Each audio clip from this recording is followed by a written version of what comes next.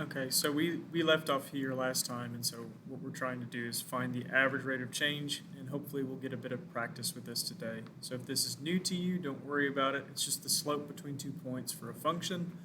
One thing I wanted to do was go over the standards for Algebra 2. So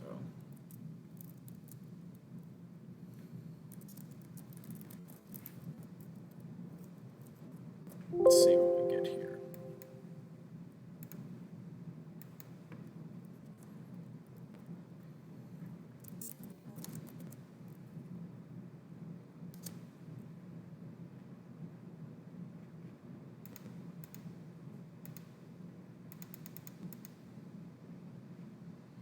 Okay, so particularly if you're wondering why, if you're in Algebra 2, you're doing some of these lessons from Algebra 1, if you take a look here, your standard is almost exactly the same as Algebra 1. So you're supposed to solve quadratic equations by inspection, taking square roots, completing the square, knowing and applying the quadratic formula, and factoring. So a lot of these lessons are actually applicable to what you're doing, okay?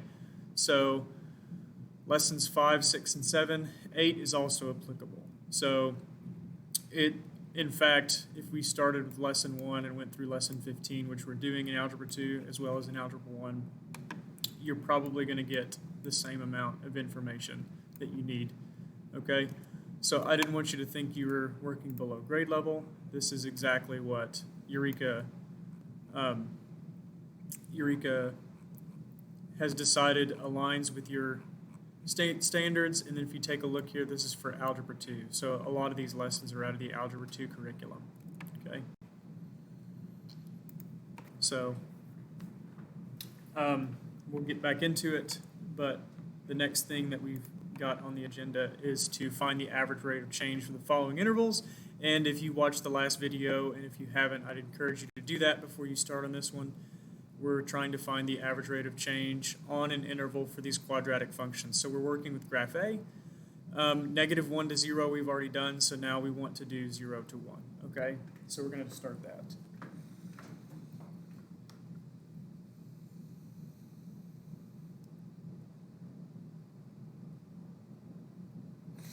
So I want the interval 0 to 1. And so I want to consider f of 1 minus f of 0 over 1 minus 0. So this is just going to be f of 1 minus f of 0 over 1. So I'm going to go back to that graph, and I'm going to see the outputs for 1 when x is 1, and I'm going to see the output when x is 0. And I'm going to plug those in for f of 1 and f of 0, or substitute those in. So if I go back over here, if I plug in 1, I get back 0. And then if I plug in 0, I get back 3. So I'm going to plug those in. So this is going to be 1 minus 3 over 1, which is going to be -2 over 1. So that means that the slope between 0, f of 0, so I'm going to write that out.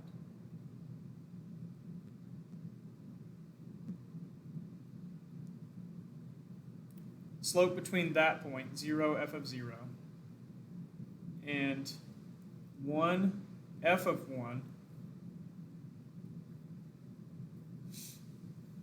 is -2 over 1. So if I go back over here, I can draw that in a certain color. I'll do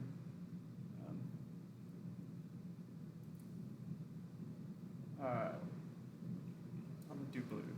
Yeah, let's do blue. And so between 0 and 1,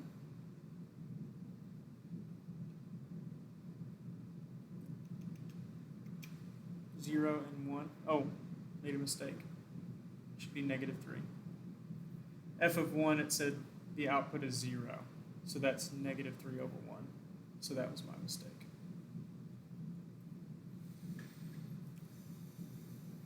So is -3 over 1. And so between these 2 points, I want to see what the slope is. So if you take a look, right between these 2 points that I just drew, we went down 3 and right 1. So the slope is -3 over 1. So if I draw in that line, you can kind of see it. It's meant to do blue. Yeah, let's do blue.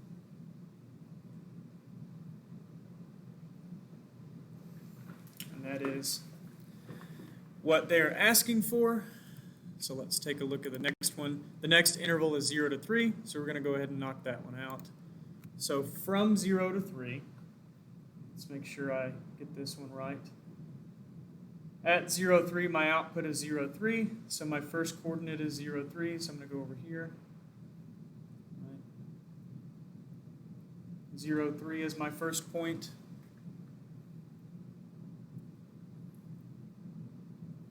And then my next point is 3, 0, should be. Make sure. Yes.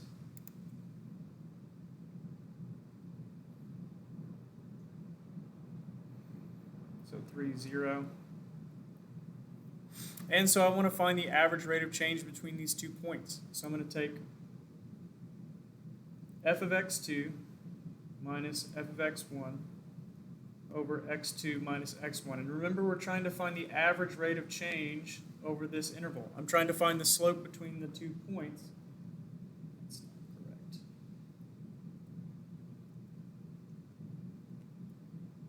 I'm trying to find the slope between 2 points on this function. So that is the average rate of change over this interval. So in this case, I've got f of x2, that's going to be f of 3 minus f of 0 over 3 minus 0. And so if I take a look at f of 3, well, that's just the output for when I plug in 3 on that function, so I'm going to get back to 0. And then if I plug in the output for 0, I get negative 3. And then in the denominator, 3 minus 0 is 3. So 0 minus 3 over 3 is going to be negative 3 over 3, which is negative 1. So what that's saying is if I draw that secant line that we talked about last time, that secant line, which means to cut, if I cut through that function from 0, 3 to 3, 0, if I draw a line through those 2 points, the slope of that line should be negative 1. So we're going to see that. So let's do indigo. So you can see that color.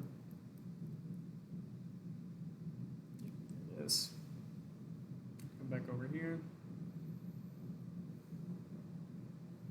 So 0, 3, one of the ones we just used, and then 2, 3, 0. And if you take a look, it's right along the diagonal, so its slope is negative 1, right? If I go from here, I go down 1, right 1, down 1, right 1, down 1, right 1. So its slope is negative 1. And that's all we're doing for average rate of change here. So the next interval, let's take a look at the next interval. The next interval is 1 to 3, so we're going to do the same thing. So from 1 to 3, I take a look here, and this one's actually really easy. I'm actually going to draw this one in. So I'm going to go to 1, 0, so there he is, and then I'm going to go to 3, 0. And if you take a look here, that slope is actually just constant. So if you take a look, there's no rise, there's only run. So if I have no rise and no run, then I can think about it as 0 over some large number. So in this case, the slope would be 0, but I'm going to show that here in a second. But if you take a look at that line and you know anything about constant functions, it does have a slope of 0, okay? So that purple line we just drew has a slope of 0. So we're going to calculate the average rate of change from 1 to 3 over here. So my 2 points are, keep the color, 1 to 3. That's the interval we're doing, right? Yes. And so if I plug in 1, I get back 0. If I plug in 3 for that function, I get back 0. And that's just by the graph, right, the x and the y coordinates.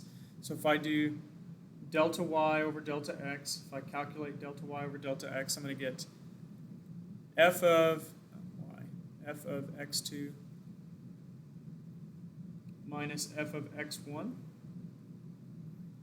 over x2 minus x1, which is going to equal 0 minus 0 over 3 minus 1. So this is going to be 0 over 2, which is just 0. So the slope is indeed 0. And that's all they wanted us to do for that one, so we're going to go ahead and work with graph B. So the next two intervals that we want to deal with are -5 to -4, okay? So if I go back and I look at this guy, I'm going to write down, and I'll do this one in red.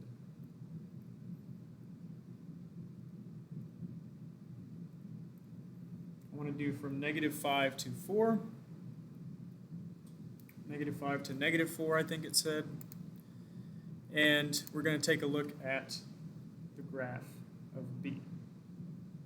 So from -5 to -4, right, I'm going to put a point on -5, -5. There he is. No, that's not correct. There he is. -5 to -5.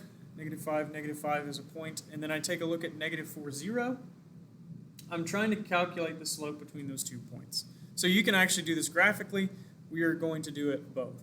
So if I take a look, the slope between these 2 points is, right, my rise is 5, and it's positive, and then my run, my slope is, or my change in x is 1.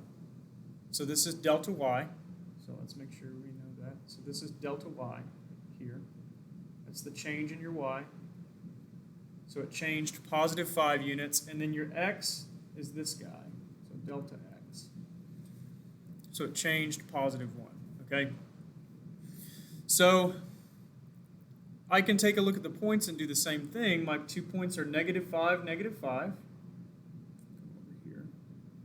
My 2 points are -5, -5, and then -4, 0. And if you think about it, even though -4 seems like a lesser number than -5, it's actually larger in value, right? Owing $4 is actually less worse than owing $5, okay? So if you think about negative numbers, the larger the negative number, the lower the value, okay? So you're used to 6 being less than 7, but on the negative axis, -6 is actually larger than -7 because we consider owing $6 or owing 6 of something or -6 to be larger than -7, okay? So just keep that in mind. But f of x2 minus f of x1 over x2 minus x1, this is change in y or change in f over change in x. Okay, so I'm looking at the change in the y and change in the x. So if I take a look, my f of x2 is 0 minus, and then my f of x1 is -5. So if I plug in a -5 and take a look, I've got 2 negatives here, and if you remember, negative times a negative is a positive, or the opposite of a negative is a positive, right? And then we've got x2 is -4 minus -5, and that there again is a negative of a negative. So if I take a look at this, I get +5 over 1, exactly what we got there a second ago when we drew in that secant line. And we're just going to continue to do this for the next few ones, right? It just kind of gets repetitive. So -4 to -3 is the next one. I'm going to take a look at that one. So I'm going to do orange.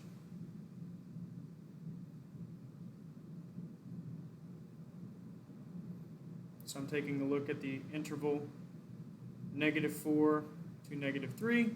So I'm going to go ahead and start my coordinates. So -4 something, and then -3 something, and we just calculated what the output for -4 was, so I can go ahead and put that guy down there. All I have to do is go back and look at the graph and see what the output for -3 is. So I'm going to go do that. So if I take a look here, my output for -3 is +3. So I'm going to go back over here after I draw in the secant line. So from this point to that point, and I know there's a lot happening here, so let me erase some of these details. Some other stuff that's in the way.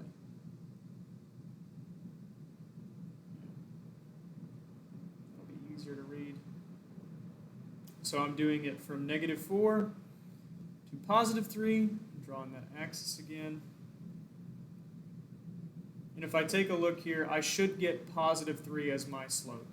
So, right, the change in y is 3, and then the change in x is 1.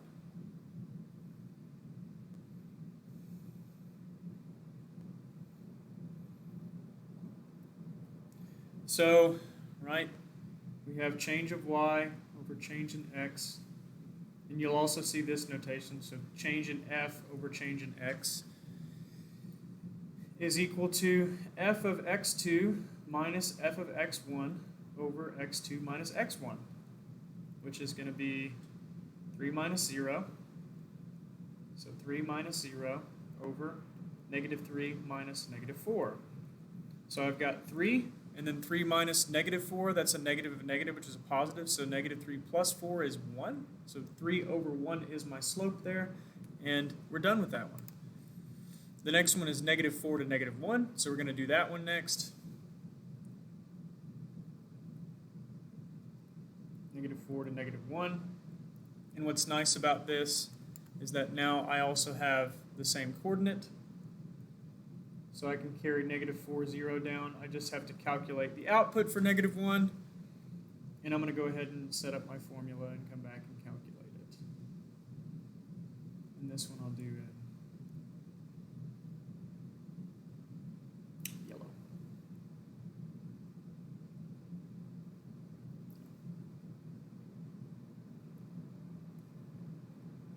I'm just changing it so you know which slope is associated with what.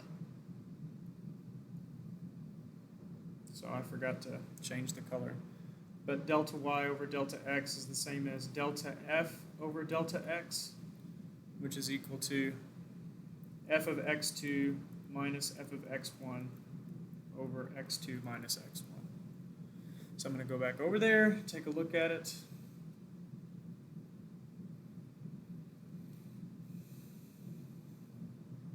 So from negative 4 to negative 1, these two have been erased.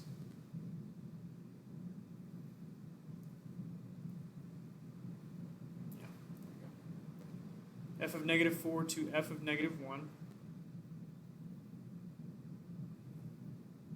If I take a look, it's going along the diagonal, so I'm going right 1, up 1, right 1, up 1, right 1, up 1. That's the pattern.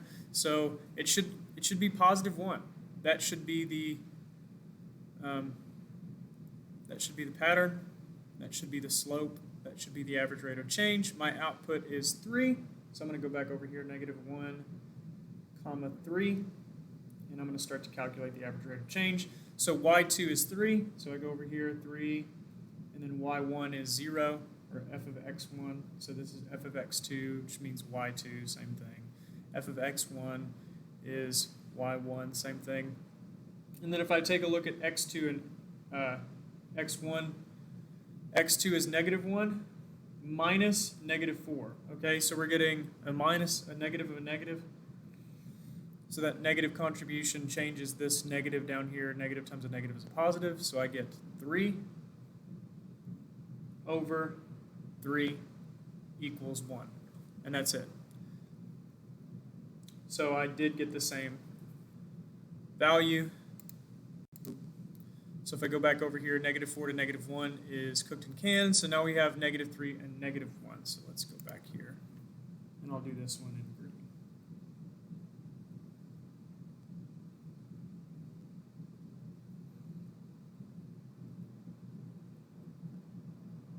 Okay, and again, we have the setup. Have I calculated negative 3 before? Yes, it's up there. Negative 3, comma 3. And I'll go ahead and do the calculation, and then we'll look at the slope, because this one is also interesting.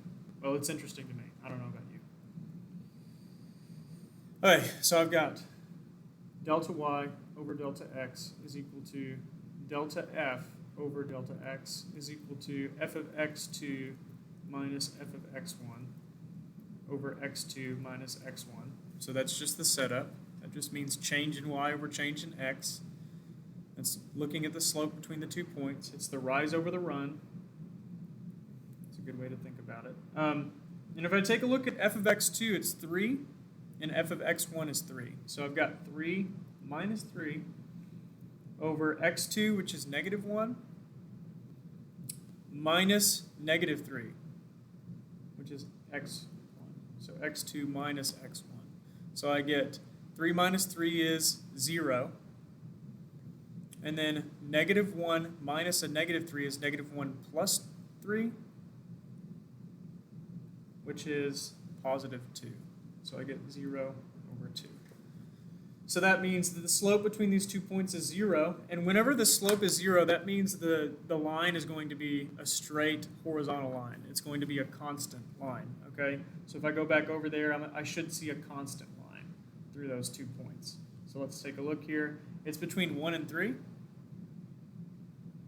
I mean negative 3 and negative 1. Yeah, negative 3 and negative 1. So those are my 2 points. And if you take a look there, if I draw that in correctly, that is a constant line, okay? So the slope between those 2 points is 0. And that's it. So whenever it has these colons here, it's just wanting you to write the slope between those 2 points. So all that work, you just write the slope between there. So let's go ahead and take a look at the rest of this lesson. It says, what patterns do you see in the tables of values you made next to graph A and B? Well, let's talk about some of those patterns. You'll see symmetry, okay? So whenever I plug a number in, like negative 5 in graph B, you'll see that at positive 1 I get the same output. So I drew red lines between those two to show those patterns. Same thing between negative 4, its output, and 0 and its output. I get the same value there, and then negative 3 and negative 1 have the same output. Negative 2, 4 is a maximum, right? You can kind of see that either quadratics bend up. They have this concave up shape or this concave down shape, and that's dependent on the sign of the leading coefficient. And that's about all I want to talk about with that. It says, how can we know the x-coordinate of the vertex by looking at the x-coordinates of the zeros or any pair of symmetric points? How can we know the x-coordinate of the vertex? Okay, so actually, whenever it asks this, the x-coordinates of the vertex are halfway between the x-coordinates of the zeros and any symmetric points, okay? So if you take a look here, right, if I take a look at negative 4, 0, and 0, 0, negative 2, 4 is halfway between. And then if I take a look at any two symmetric points, like negative 5 and 1 and negative 5, well, halfway between negative 5 and positive 1 is going to be negative 2, okay? So to find the x-coordinate of your vertex, one way to do it is if you factor, you find the zeros, then you've got your axis of symmetry because it's halfway in between. So you just add up the two numbers and divide by 2. Same thing with this, and you can see this with any quadratic, right? 2, negative 1 is my vertex. It's down there. It's labeled in pink, if you can see that. And I've got a line through it, so almost broke something. I've got a line through it, and so it's this vertical dotted line. So it goes through 2, negative 1. And if you take a look here, we've got 4, 3, and 0, 3. Those are two symmetric points. And if you take a look, the distance from the axis of symmetry here is 2, and the distance from 0, 3 and the axis of symmetry is also 2. So, right, it's halfway between any two symmetric points. So if I take a look up here, right, if I take a look at, 5, 8, yeah, it's the same distance from 2 as negative 1, 8 in the opposite direction. So they have the same distance away. So if you have two symmetric points, then you can find the axis of symmetry. It's just halfway between. So that's pretty important. What happens to the y values of the function as the x values increase to very large numbers? And what about the x values decrease to very small numbers in the negative direction? Okay, so this is referring to increasing and decreasing intervals. So if you take a look here, we talked about domain and range specifically in Algebra 2. So if x increases to infinity, then the y values of this function are going to increase to infinity. So that's domain, okay? That's an increasing interval. So this function starts to increase. And then if I take a look at negative infinity for graph A, as x gets larger to negative infinity, my f of x values start to blow up. So if you take a look here, my function is decreasing over this interval, right? If I was riding a bike over this interval, it would be a negative slope. So between any 2 points in succession that's lower than 2, or my axis of symmetry, I should get a negative slope between those 2 points. Same thing if I'm on the rise over here, right? From 2 to infinity, right? If I take a look at the slope between 3, 0, and 4, 3, that's going to be positive, and then 4, 3, and 5, 8, it's going to be positive. So this function will continue to increase on that side. But that's not always true, right? So if I take a look at graph B, since it's concave down, the intervals switch. So anything to the left of the vertex is increasing, so it's almost like I'm riding a bike uphill. So my elevation would be increasing over this interval, this x-axis. So as x approaches negative infinity, these y values seem to tend to negative infinity. So they point down to negative infinity, and they would increase down to negative infinity. Not increase, but they would continue to transcend towards there. And if you take a look at x, the positive x-axis, if x gets larger, then these f of x values will start to decrease to negative infinity. And that is it. And it says, how can we know whether a graph of a quadratic function opens up or down? You can tell graphically, right? If I've got this nice hill shape, it's opening down. And then if I've got this nice valley shape, it's opening up. And just by looking at the structure of a quadratic, I can also do that, okay? So make sure that you know if there's a negative leading coefficient, then it will open down like this one, and then if it has a positive leading coefficient, then it's going to open up like this one, okay?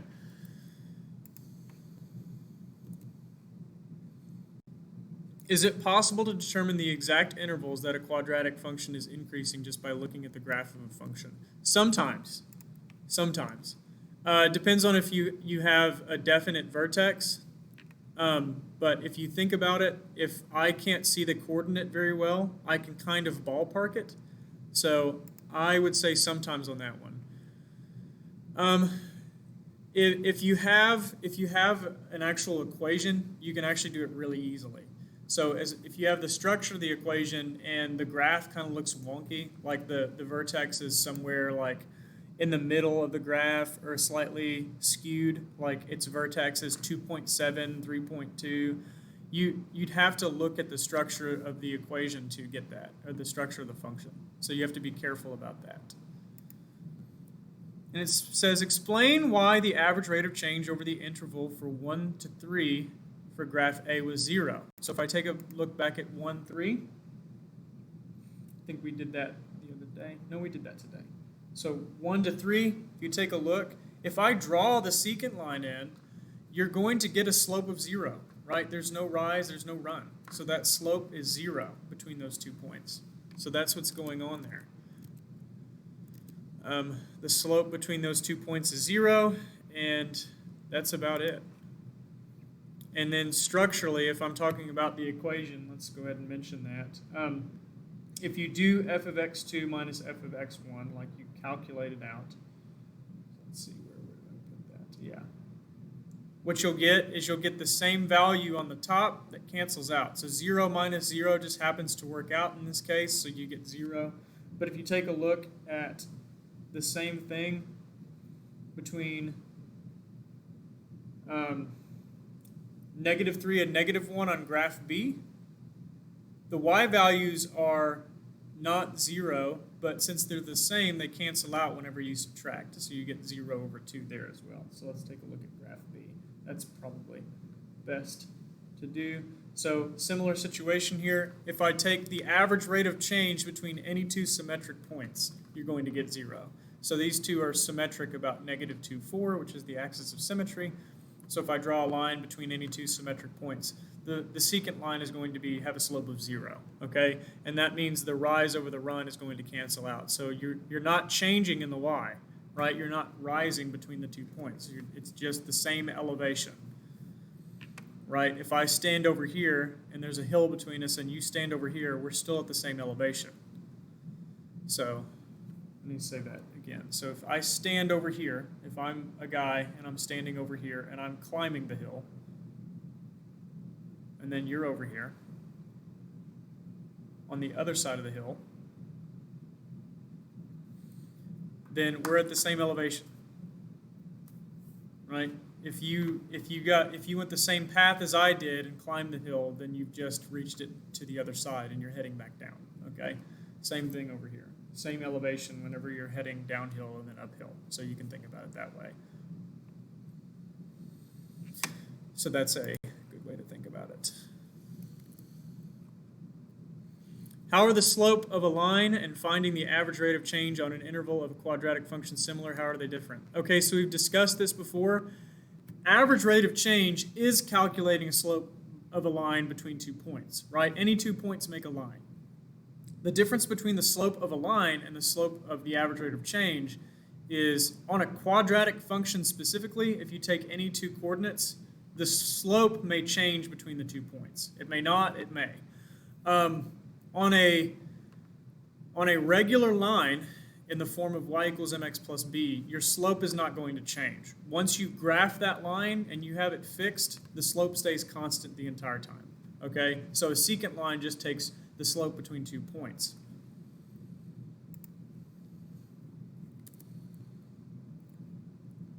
Can you graph a quadratic function if you don't know the vertex? And can you graph a quadratic function if you only know the x-intercepts?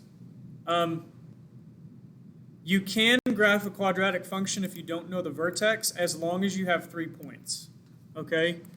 And the function that you're modeling is quadratic. So if you take a look here, 3 points make up a quadratic, and the reason why that is because I need 3 points to solve this equation, right? The standard form of a quadratic is ax squared plus bx plus c. And if I have 3 points on a line that are, 3 points on the xy axis that are distinct, then I can actually plug them into this equation and solve for a, b, and c by using a system of 3 equations. Okay, so if you're in Algebra 2, that would be a great exercise for you, and I might have you do that at some point. For Algebra 1, that's out of the scope of your class, so I would not make you do that. But if you take a look, there's 3 unknowns. So 3 points would find those 3 values, and that's what we're getting at here. So as far as the other case, it says, can you graph a quadratic function if you only know the x-intercepts? No. Unless you have the equation in front of you, no. If you have the equation, yes. So if you only have the x-intercepts and maybe the concavity, like it tells you it's concave up or concave down. So concave up would be pointing up or concave down. You could graph a rough graph of the function, okay? But if they don't give you concavity and they don't give you an equation, you cannot do it. But if you have 2 zeros and you have an equation, then you know where the axis of symmetry is. It's halfway between. So you can plug that axis of symmetry in, that x value for the axis of symmetry, into your original function. But if you don't have an equation to plug it into, you can find the axis of symmetry. It will not tell you the output of the function. So the y value could be anywhere on the y-axis. It wouldn't make any sense. Okay, so that's it for that one. So let's continue. Look at what it's asking us. Remember, we need to know at least 2 points to define a unique line. Can you identify a unique quadratic function with just 2 points? No, we just explained that. So if you take a look here at this function again, ax squared plus bx plus c, there's 3 unknowns here for a standard form quadratic, a, b, and c. So if I have 3 points in a plane, not in a plane, but in the xy plane, then I can find this quadratic function. right? I just have to plug the points in, plug the y values in, and then plug in for x, the x coordinate, and then find the a, b, and c, okay? But if I don't have that information, then I cannot model the quadratic function. So if I only have 2 points, it's not enough to solve a system of 3 equations. And then it says, okay, so we just explained that, and we did talk about it earlier. It says, what is the minimum number of points needed to identify a unique quadratic function? Explain why. Okay, we just explained that. So you have a, b, and c here. A, b, and c. Yeah, I'm not going to go into explaining that again. I guess I could. So if you want me to explain it again, it's the same thing we've just explained. So you need 3 points in order to define a, b, and c for a standard form quadratic. Even if the b term is 0, we don't know that to start off with, okay? So you can't just plug in 0 willy-nilly for any quadratic function and then expect to get, okay, ax squared plus c works. You need 3 points to define a quadratic function. You plug it in, you solve the equations out, you get the value of a, b, and c, and then you have the entire equation of the function. And then you can graph any point on that line. You need to know enough information to graph every point on the function. It's not a line, it's a quadratic. I did not mean to say line there. Okay. And then it says below, you only see one side of the graph of the function. Complete the graph by plotting 3 additional points of the quadratic function. Explain how you found these 3 points, then fill in the table to the right. Okay, so this is going to be pretty easy. If you take a look there, the axis of symmetry, since that hill is peaking there, right here, it peaks at 0, 3. So on the way back down, it's going to start to give the same shape, and that's by symmetry, okay? So I'm going to graph these points. So give me just a second. I'm going to graph these points. And I'm going to do it in red, just like the model that they've given us. So I'm going to go down to -7. And we're ready to graph. So I've got 0, 3, and -1, 2, and then -2, -1, and then -3, -6. So that's -5. There we go. And it just continues on like that. And so if I take a look here and start to graph the sky, it kind of looks like that. And then they did solid points, so I'll do that too. Solid. And then if I take a look over here, I've got x, f of x. And I'm trying to plot these points. Okay, so I'm going to start with the negative most points. That's -3. Do it right here. So I've got -3. Yeah, -3. -6 is my first point. Let's try and make this a little neater.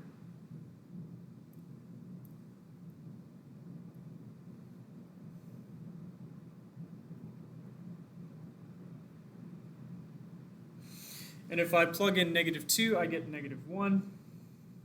So -2, -1 is a coordinate on that guy. And then if I plug in 0, no, there's one more point. If I plug in -1, I get back +2. And then if I plug in 0, I get back 3. So if you take a look here, I've got some symmetry here. And my symmetry is specifically around this point. Here. So it wants me to fill in the other part of the chart. Well, by symmetry, I know that -1, 2 is -1 is 1 unit left of 0. So if I go 1 unit right of 0, I know I'm going to get the same output. So 1, 2 is my output there. And then if I plug in 2, right? 2 is the same distance as -2 from 0, just in the positive direction. And if I plug that guy in, I get -1. And And then if I plug in 3, I get back -6 because of symmetry. And then what you'll see is that this function curves downward, and it has that nice symmetry that we've been talking about.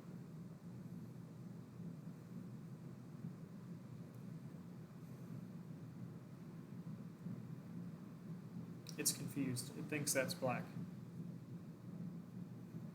There we go. Took it a minute. It loads. And that's it. So if you can kind of see, that shape would be drawn in here. Oops. That shape would be drawn in here. So if I go back to scene, you can kind of see that nice shape that we're getting here. And that is about it for that guy. So let's take a look back at the lesson and finish this guy up. It says, what are the x coordinates? What are the coordinates of the x-intercepts? This is kind of hard to see. So let's go back. If I take a look here, it seems to be just to the left of 1.5 and just to the right of 1.5, okay? So if I take a look here, x-intercepts. I'm going to ballpark it. It's not perfect. -1.70 and then a 1.70. I'm going to label those. I'm going to label those in, okay, we used red. Let's use orange. Label those in orange. So right here and right here, it's 1.70 and -1.70.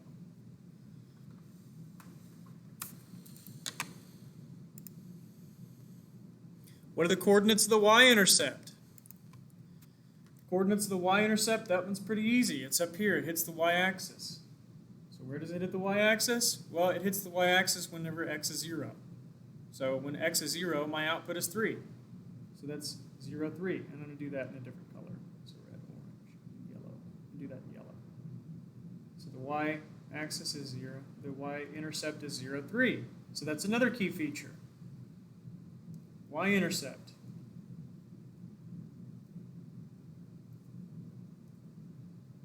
0, 3. Let's look at the next key feature. What are the coordinates of the vertex? Is it a maximum or a minimum? Okay, well, if I look back here, it just so happens that the y-intercept is also the vertex, so it's halfway between the points. So if you take a look here, halfway it's got that symmetrical nature. 0, 3 is your vertex, which is also your y-intercept. Not always the case. If you take a look at graph A and graph B again, they do not have the vertex on the y-axis. And this is a maximum.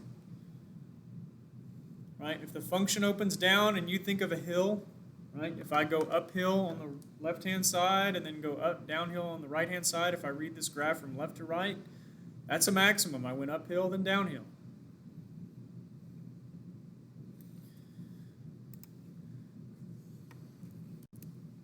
If we knew the equation for this curve, what would the sign of the leading coefficient be? Well, it's opening downward. So if you've listened to previous lessons, and a lot of you guys have, and a lot of you guys have been answering this correctly in class, so this is opening down. It's the sign of the leading coefficient. The A term should be negative. I know it's less than 0. That's something that I know.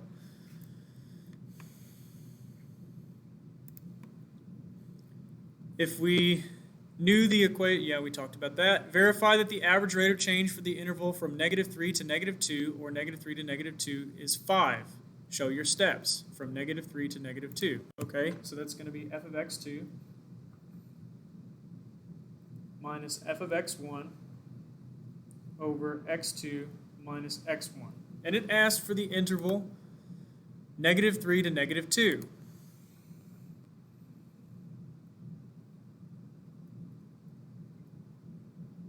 Which the 2 points for that are -3, -6, and then -2, -1.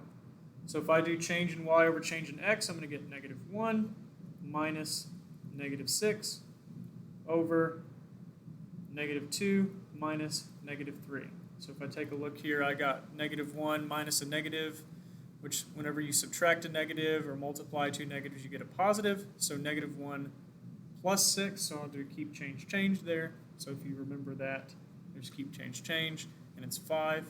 And then negative 2, keep, change, change. Negative 2 plus 3 is 1. So that's 5 over 1, which is 5. So that is true. And then it's going to say, based on your answer to row 6 in the table for exploratory challenge 2, what interval would have an exact rate of change of negative 5? So if you take a look, as well as coordinates are symmetric about the axis of symmetry, if you take an interval that is symmetric about the axis of symmetry, then the rate of change would be symmetrical. So what we did was we just calculated, I'll do this in green. Today. Yeah, there we go. Do this in green. Between these 2 points, I'm going to get a rate of change of positive 5.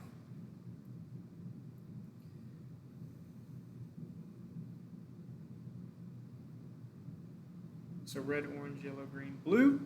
So if I take a look at the rate of change between these 2 points, it's symmetrical. Those 2 points are symmetrical to those.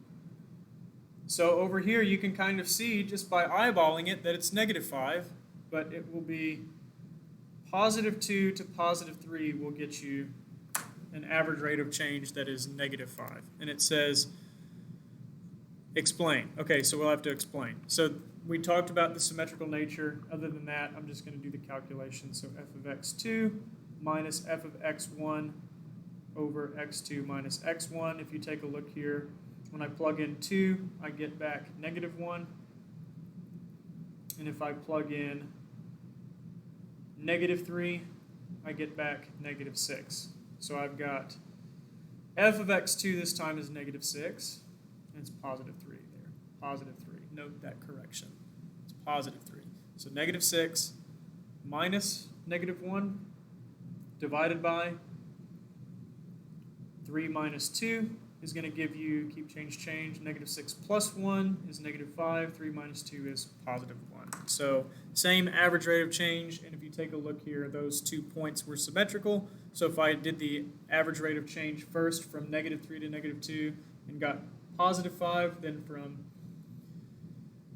positive 2 to positive 3, I should get the same average rate of change, and that's just because of the symmetry about the vertex, not the maximum. Okay, in this case it's the maximum, but if I take a look at graph B, right, the rate of change between negative 4 and 3 comma 3, so I'll draw this in. The rate of change between, I'll do it in black, these 2 points here, negative 4 and negative 3, should be the same as negative 1 and 0, but just opposite in sign. So if you take a look there, that's not about the Y-intercept. It's about the vertex. So any symmetrical nature about the vertex, which is interesting. I knew it headspace-wise, but I've never really explained it and talked about it and really looked at it in depth. So here is the lesson summary. Quadratic functions create a symmetrical curve with its highest, maximum, or lowest minimum point corresponding to its vertex, and an axis of symmetry passing through the vertex when graphed. The x-coordinate of the vertex is the average of the x-coordinates of the zeros or any 2 symmetric points on the graph. That's what we talked about. So when the leading coefficient is a negative number, the graph opens down. It's concave down. That's the terminology. And its in behavior is that at both ends move toward negative infinity. So it has that nice shape. And if the leading coefficient is positive, the graph opens up and both ends move toward positive infinity. But that's not all the lesson summary. There's more to go in there, but the last 2 lessons were over that, so enjoy. And that's it. That's all I wanted to talk about. So take it easy and then recap on this stuff. This stuff is important. This stuff is interesting. This stuff is probably going to be on a test. Have a